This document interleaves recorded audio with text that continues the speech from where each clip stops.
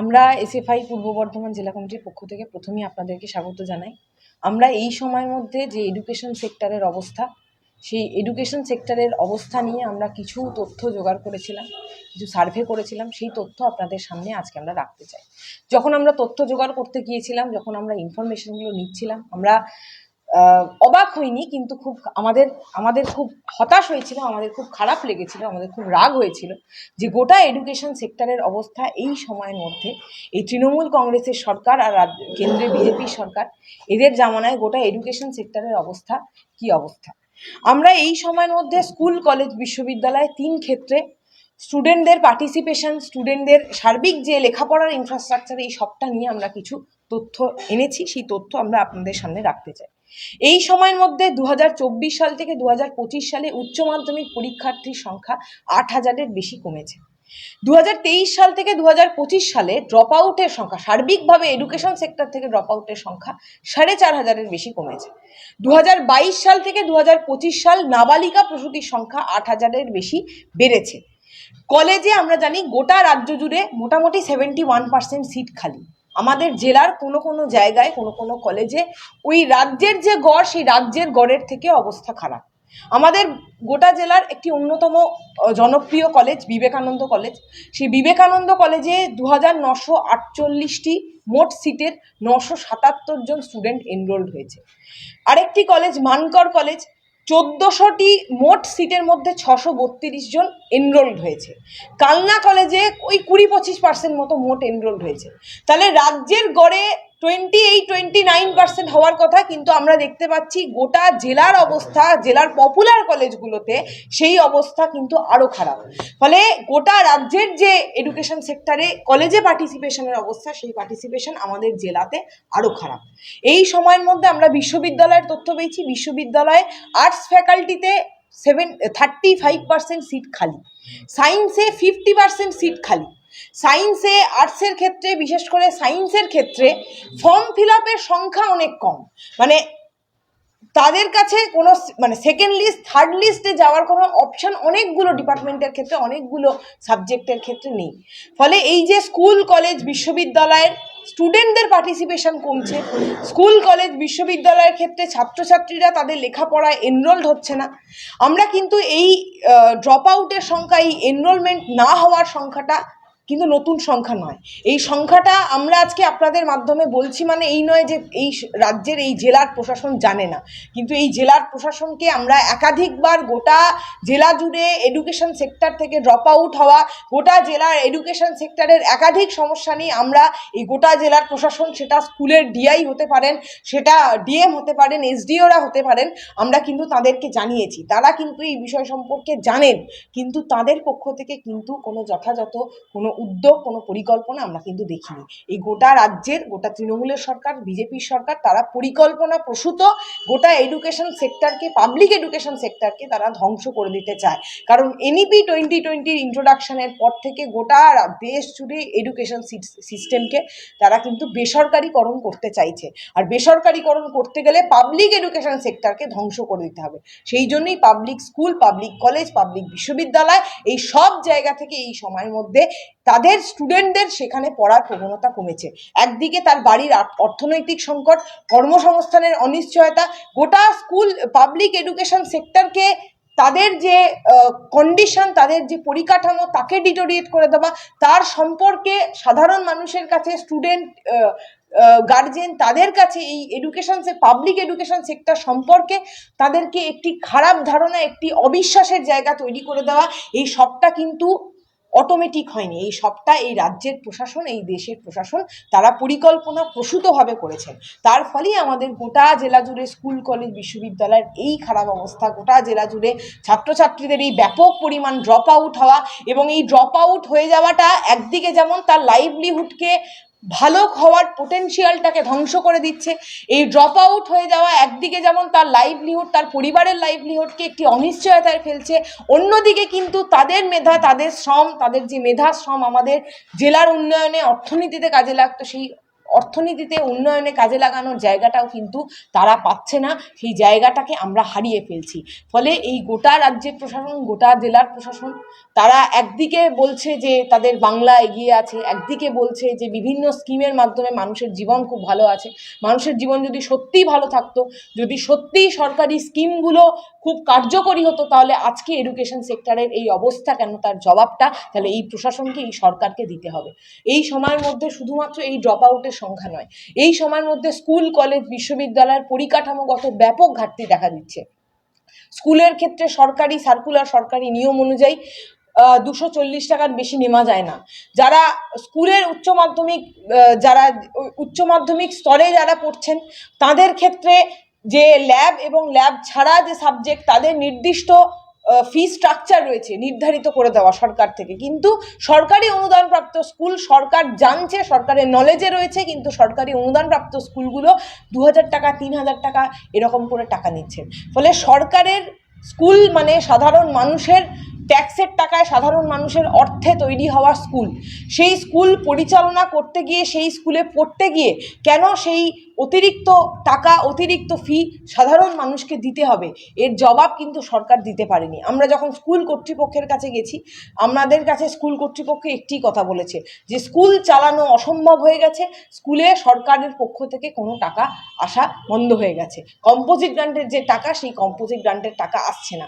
ফলে সার্বিকভাবে সরকারি বাজেটে স্কুলের পরিচালনা করার জন্য টাকা দেওয়া কমিয়েছে, যে টাকা অ্যালোকেট করার কথা তা অনিয়মিত হয়েছে। ফলে সার্বিকভাবে স্কুল চালানোর জন্য স্কুলের ডেভেলপমেন্ট ফি এর নাম করে স্কুল কর্তৃপক্ষ স্টুডেন্টদের কাছ থেকে ওই অতিরিক্ত টাকাটা নিচ্ছে।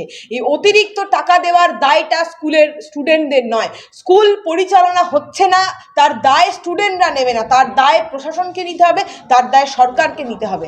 আমরা এসএফআইয়ের পক্ষ থেকে ইতিমধ্যেই স্কুলগুলোতে যাওয়া শুরু করেছি। আমরা এই সময়ের মধ্যে ডিসেন্ট্রালাইজডভাবে স্কুল ভিত্তিক, ব্লক ভিত্তিক, সাব ডিভিশন ভিত্তিক মুভমেন্ট করতে চাইছি। আমরা ইতিমধ্যেই স্কুলে যাওয়া শুরু করেছি, এরপর আমরা ব্লক স্তরে, জেলা স্তরে, আমরা সাব ডিভিশন স্তরে গিয়ে মুভমেন্ট করব। আমরা এর আগেও স্কুল বাঁচানোর জন্য, স্কুলের ফি কমানোর জন্য, বর্ধিত ফি ফেরত দেওয়ার জন্য, স্কুলের শিক্ষক নিয়োগের জন্য আমরা মুভমেন্ট করেছি। এর পাশাপাশি বর্ধমান বিশ্ববিদ্যালয়ের যে ইনফ্রাস্ট্রাকচারাল সমস্যা রয়েছে, বর্ধমান বিশ্ববিদ্যালয়ের একাডেমিক ক্যালেন্ডারকে ঠিকভাবে না মানার জন্য গোটা স্টুডেন্ট কমিউনিটিকে, বর্ধমান বিশ্ববিদ্যালয়ের স্নাতক স্তরের স্টুডেন্টদেরকে যেভাবে ভুগতে হয়, যেভাবে স্কলারশিপের অনিয়মিতা তৈরি হয়েছে, বর্ধমান বিশ্ববিদ্যালয়ের সার্বিক লেখাপড়ার পরিকাঠামো, বর্ধমান বিশ্ববিদ্যালয় এবং কলেজগুলোতে লেখাপড়ার পরিবেশের যে অবস্থা অবনমন ঘটেছে, তার বিরুদ্ধে আমরা একাধিকবার বিশ্ববিদ্যালয় কর্তৃপক্ষ, স্কুলের ক্ষেত্রে স্কুল কর্তৃপক্ষদের আমরা জানিয়েছি। কিন্তু সাময়িক সলিউশন হলেও পার্মানেন্ট সলিউশনে সরকার, প্রশাসন, কর্তৃপক্ষ যেতে পারছে না। আগের বছর মুভমেন্টের ফলে বেশ কিছু স্কুলে বর্ধিত ফি ফেরত দিলেও, আগের বছর প্রত্যেক বছর রেজাল্ট বেরোনোর সমস্যা নিয়ে মুভমেন্ট করলে সেই সময় বর্ধমান বিশ্ববিদ্যালয় কর্তৃপক্ষ রেজাল্ট আউট করতে বাধ্য হলেও পার্মানেন্ট সলিউশনে যাওয়ার মানসিকতা স্কুল প্রশাসনের নেই, পার্মানেন্ট সলিউশনে যাওয়ার মানসিকতা বিশ্ববিদ্যালয় কর্তৃপক্ষের নেই। আমরা এসএফআইয়ের পক্ষ থেকে যতদিন না ওনারা এর সলিউশনে যাচ্ছেন, ততদিন আমাদের মুভমেন্টকে জারি রাখবো। এখন আমাদের ডিসেন্ট্রালাইজড মুভমেন্ট হবে, এখন আমাদের স্কুল, কলেজ, বিশ্ববিদ্যালয় ধাপে ধাপে মুভমেন্ট হবে এবং এরপরে আমরা জেলা স্তরে মুভমেন্টে যাব। গোটা রাজ্য জুড়ে স্কুল বাঁচাও, মূল বাঁচাও এর মুভমেন্ট চলছে। গোটা রাজ্যের এসএফআই বলেছে যে যদি এডুকেশন সেক্টরকে না বাঁচানো যায়, তাহলে বাংলা কোনোদিন বাঁচবে না। ফলে এইটা তার রেশ। আমাদের জেলার অবস্থা, এই আমাদের জেলার অবস্থা নিয়ে আমাদের জেলায় মুভমেন্ট হবে। বিভিন্ন জায়গায়, বিভিন্ন আঙ্গিকে এসএফআইয়ের উদ্যোগে স্কুল, কলেজ, বিশ্ববিদ্যালয়কে বাঁচানোর দাবিতে মুভমেন্ট অলরেডি চলছে। ছাত্রছাত্রীদের অভিভাবক, তাদের কাছে কতটা সাড়া পাচ্ছে না? ছাত্রছাত্রী, অভিভাবক, এই যে স্কুলের কথা বলি, যে বিভিন্ন জায়গায় আমাদের জেলার বেশ কিছু জায়গাতে এমন স্কুল আছে যেখানে স্টুডেন্ট রয়েছে 300-400, কিন্তু সেখানে শিক্ষক নেই। সেখানে শিক্ষক না থাকার জন্য স্কুল চলে না। সেই অঞ্চলগুলোতে আমরা শুধুমাত্র এসএফআই একা যাচ্ছে না, সেখানে গোটা সেই স্কুলের ছাত্রছাত্রী, সেখানকার অভিভাবকদেরকে সঙ্গে নিয়ে আমরা একসাথে যাচ্ছি। ফলে ক্ষোভ অভিভাবক, ছাত্রছাত্রী তাদের মধ্যে রয়েছে, সেই ক্ষোভকে আমরা ব্যবহার করতে পারছি এবং আমাদের বিশ্বাস যে আমরা এই ক্ষোভকে আগামী দিনে আরও ভালোভাবে এক জায়গায় জড়ো করতে পারবো। কারণ আমাদের দায়িত্বশীল ছাত্র সংগঠন হিসেবে আমরা চাই গোটা এডুকেশন সেক্টরকে বাঁচানোর জন্য শুধুমাত্র ছাত্র সমাজ নয়, তার সঙ্গে গোটা এডুকেশন সেক্টরের সঙ্গে যুক্ত থাকা অন্যান্য যে স্টেক হোল্ডাররা রয়েছেন, শিক্ষকরা রয়েছেন, অভিভাবকরা রয়েছেন, শিক্ষাকর্মীরা রয়েছেন, শুভবুদ্ধি সম্পন্ন মানুষেরা রয়েছেন, তাদের সকলকে এক জায়গায় জড়ো করে আমরা শিক্ষা ব্যবস্থাকে বাঁচানোর দাবিতে, পাবলিক এডুকেশনকে বাঁচানোর দাবিতে এসএফআই একটি ঐক্যবদ্ধ মুভমেন্ট করতে চায়। আপনাদের মাধ্যমে আমাদের কথা যারা শুনলেন তাদের সকলকে আমরা এই মুভমেন্টে সামিল হওয়ার আহ্বান জানাচ্ছি। যে আবার বলে আবার যত নতুন করে চালু এই যে কলেজগুলোতে যেটা ভর্তির যে অ্যাডমিশনের মেইন কারণ হচ্ছে এইচএসএ এবং মাধ্যমিকে যে পরপর যে 6+4 যে রুলস চালু হয়েছিল, সেই জন্যই প্রায় মানে প্রত্যেক মাধ্যমিকও কম দিয়েছে, তারপরে সেই ব্যাচের এইচএসটাও কম দিয়েছে, সেই ব্যাচটাই এবারে কিন্তু কলেজে অ্যাডমিশন, সেই কারণেই কি অ্যাডমিশন কম হয়েছে। একদিকে যেমন এনইপি ইন্ট্রোডাকশনের জন্য গোটা এডুকেশন সেক্টরের কিছু স্ট্রাকচারাল পরিবর্তন হয়েছে, যে স্ট্রাকচারাল পরিবর্তনকে সঠিকভাবে পরিচালনা করার মতন পরিকাঠামো মোদ্দা কথায় মুরদ নাই আমাদের এই গোটা রাজ্যের প্রশাসনের। সেই জন্য 4 ইয়ার ইউজি হতে পারে, সেটা স্কুলের স্ট্রাকচারাল পরিবর্তন হতে পারে, সার্বিকভাবে সেটার জন্য এডুকেশন সেক্টরে একটি অনিয়মিত ভাব তৈরি হয়েছে। যে স্কুলের একাধারে এতজন শিক্ষকের যে ঘাটতি তৈরি হয়েছে, তারা বছরে একবার মাধ্যমিক, বছরে একবার উচ্চ মাধ্যমিকের খাতা কারা দেখবেন সেই নিয়ে শিক্ষকদের মাথায় হাত পড়ছে। আর অন্যদিকে বছরে 2বার সেমিস্টারে তখন স্বাভাবিকভাবেই পরিচালনা করাটা সহজ হয়ে যাচ্ছে। তবে কারণ শুধুমাত্র স্ট্রাকচারাল পরিবর্তন না, স্ট্রাকচারাল পরিবর্তন একটি অন্যতম কারণ। এই সময়ের মধ্যে ব্যাপক আর্থিক সংকট দেখা দিয়েছে। আপনারা যদি গোটা শহর গ্রাম নির্বিশেষে যান, মাঠে কিন্তু স্টুডেন্টকে স্কুলের থেকে কলেজের থেকে মাঠে বেশি দেখতে পাবেন। গোটা গ্রামের মধ্যে নতুন প্রজন্মের ছেলে মেয়ে, এই আমি এখানে কথা বলছি, আমার বয়সী একজন ছেলে, আমার বয়সী একজন মেয়েকে গ্রামে কিন্তু হাতে গুনে পাওয়া যাবে, কারণ তারা তাদের গ্রাম ছাড়তে, তারা তাদের এলাকা ছাড়তে বাধ্য হয়েছেন অন্য জায়গায় গিয়ে কর্মসংস্থান জোটানোর জন্য। কারণ আমাদের রাজ্যে একদিকে কর্মসংস্থান নেই, কর্মসংস্থানের ব্যাপক অনিশ্চয়তা, অন্যদিকে গোটা সরকারের পক্ষ থেকে দায়িত্ব নিয়ে গোটা পাবলিক এডুকেশন সেক্টরকে তুলে দেওয়ার জন্য তাদের উপর, পাবলিক এডুকেশন সেক্টরের উপর সাধারণ মানুষের আস্থাকে, বিশ্বাসকে নষ্ট করে দেওয়ার জন্য একাধিক পদক্ষেপ, একাধিক দুর্নীতি, একাধিক স্ক্যাম, একাধিক বেনিয়ম তারা করছেন। ফলে স্বাভাবিকভাবেই এডুকেশন সেক্টরের ড্রপ আউটটা, তার যেমন একটি আর্থিক অ্যাঙ্গেল রয়েছে, তার সঙ্গে তার পাশাপাশি বর্তমান সময়ের উপযোগী এডুকেশন সেক্টর, এডুকেশন দিতে ব্যর্থ হচ্ছে এই রাজ্যের সরকার। বর্তমান আমাদের গোটা রাজ্য জুড়ে এডুকেশন সেক্টরকে এনকারেজ করার জন্য কর্মসংস্থানের যে নিশ্চয়তার প্রয়োজন, সেই নিশ্চয়তা দিতে ব্যর্থ হয়েছে এই রাজ্যের সরকার। তো প্রাপ্তবয়স্ক হচ্ছে, কিন্তু প্রাইমারিতে আপনার যেমন প্রাইমারিগুলোতে বড় রাজ্য সরকারের যে প্রাইমারি স্কুলগুলো আছে সেগুলোতেই ভর্তি হচ্ছে না, এবং সেই বিভিন্ন প্রাইমারি স্কুলগুলো 4-5টাকে একসঙ্গে অ্যামালগামেন্ট করে দিয়ে সেগুলো যুক্ত করে আমাদের প্রাইমারি স্কুলের এই অবস্থা কেন? আমাদের গোটা রাজ্য জুড়ে বললাম তো, কারণ একদিকে আর্থিক সংকট, পরিবারের একজন গরিব বাবা, গরিব মা তার ছেলেকে স্কুলে কখন পাঠাবে, যখন স্কুলে পাঠিয়ে যখন, কিন্তু আমরা তো দেখতে পাচ্ছি যে প্রাইমারি স্কুলে পড়ার যে বয়সটা, সেই বয়সের ছেলে মেয়েরাও তাদের মা বাবার সঙ্গে কোথাও কাজ করতে যাচ্ছে। তার সঙ্গে পরিকাঠামো নেই, প্রাইমারি স্কুল চালাবে কি? আমরা গোটা জেলা যখন বিভিন্ন জায়গায় যাই, আমরা বিভিন্ন জায়গায় কাজ করতে, আমরা স্কুল বাড়িকে ফাঁকা পড়ে থাকতে দেখি, সেখানে শিক্ষক নেই। শিক্ষক না থাকার জন্য স্টুডেন্ট নেই, কোথাও স্টুডেন্ট রয়েছে, কোথাও শিক্ষক রয়েছেন 1-2জন, কিন্তু সেইখানে সেই স্কুলে এখন আর স্টুডেন্টরা আসে না। ফলে এই সমস্যাগুলোর কারণ মাল্টি ডাইমেনশনাল, এবং এই মাল্টি ডাইমেনশনাল সমস্যা তৈরি করার জন্য দায়ী এই রাজ্যের প্রশাসন, এই রাজ্যের সরকার। তারা শুধু একের পর এক বিভিন্ন জায়গা থেকে ধার নিয়ে এসে আমাদের রাজ্যে স্কিম তৈরি করেছে, কিন্তু সেই স্কিম কতটা কার্যকরী হচ্ছে, সব থেকে বড় কথা, যারা যে মানুষরা এই স্কিম নিচ্ছেন তাদের শুধুমাত্র কি স্কিম ধরিয়ে দিলেই হবে? শুধুমাত্র কি স্টুডেন্টদেরকে শুধুমাত্র কি সাইকেল দিলেই হবে? শুধুমাত্র কি কন্যাশ্রী টাকা দিলেই হবে? অবশ্যই সরকারের পক্ষ থেকে যে টাকা দেওয়া হচ্ছে, যে সাইকেল দেওয়া হচ্ছে, যে সুযোগ সুবিধা স্টুডেন্টদের দেওয়া হচ্ছে, সেই সুযোগ সুবিধা স্টুডেন্টরা নেওয়ার অধিকার রয়েছে, তারা সেই অধিকার তারা নেবে। কিন্তু শুধুমাত্র কি কন্যাশ্রী দিলে হবে? যদি কন্যাশ্রী শুধু দিলেই হতো, তাহলে নাবালিকা প্রসূতির সংখ্যা 8,000 বেড়েছে কেন এই 3 বছর বছরে? যদি শুধু কন্যাশ্রী দিলেই হতো তাহলে বাল্যবিবাহ আমাদের গোটা রাজ্যে 40-41%, আমাদের জেলায় সেটা 36-37% কেন? মানে রাজ্যের গড়ের সঙ্গে তো আমাদের জেলার তাহলে উন্নয়ন হওয়া উচিত ছিল। যদি শুধুমাত্র সাহায্য করলেই হতো তাহলে স্কুলে তো শিক্ষকের প্রয়োজন ছিল না, তাহলে তো স্কুল বাড়ির প্রয়োজন নেই। যদি শুধুমাত্র স্কিমের টাকা দিলেই হয় তাহলে তো স্কুলের ডেভেলপমেন্টের জন্য সরকারের পক্ষ থেকে আর কিছু করার দরকার নেই। কিন্তু দরকার আছে, এবং সরকার সেটা পরিকল্পনা প্রসূতভাবেই করছে না। এবং মানুষের মধ্যে যে ক্ষোভ তৈরি হচ্ছে, এটা হচ্ছে যে ভেতরটা দগদগে ঘা, ওপরে একটু হালকা করে মলম বুলিয়ে দেওয়া। শুধু মলম বলালে কি ভেতরের ঘা পূরণ হবে? হবে না।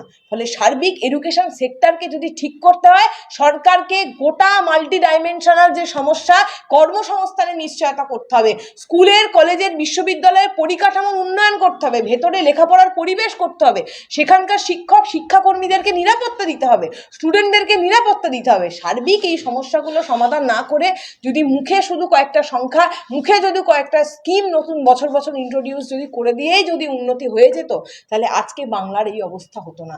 বাংলা একটি রুক্ষ মরুভূমিতে পরিণত হয়েছে।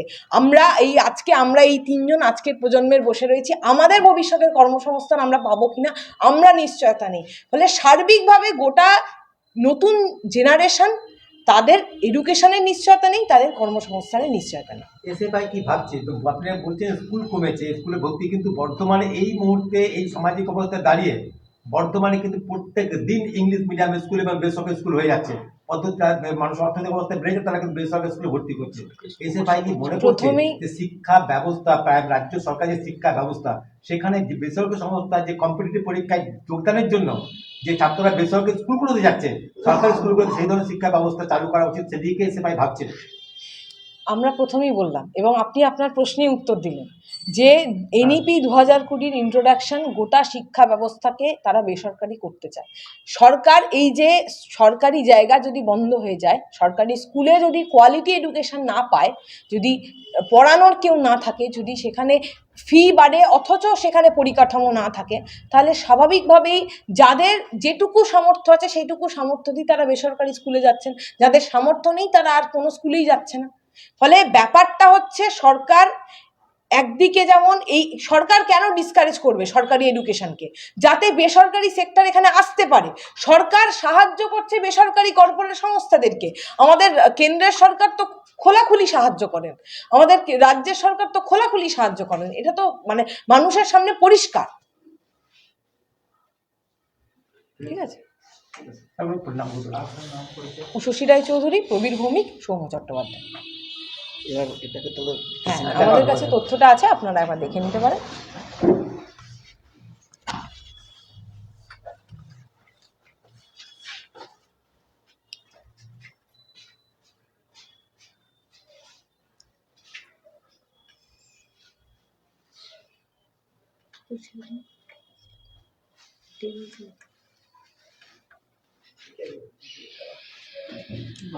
কাটছে, মাথায় কাটছে, স্কুলে ভর্তি করতে এসছে, টাকা পয়সা কাটছে, পোস্ট করে ওখানে। এটা এটা পেয়ে দেবে তো, দেখিয়ে দেবো।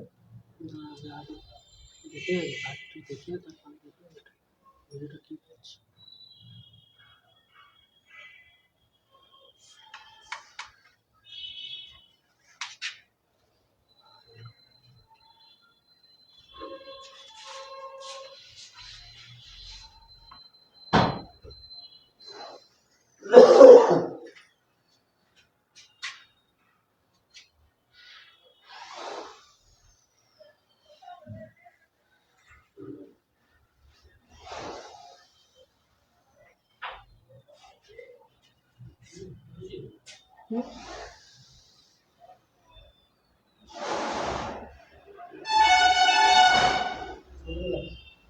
না, এখন দিতে হবে না, ওনার মুখটা ব্লার করতে হবে।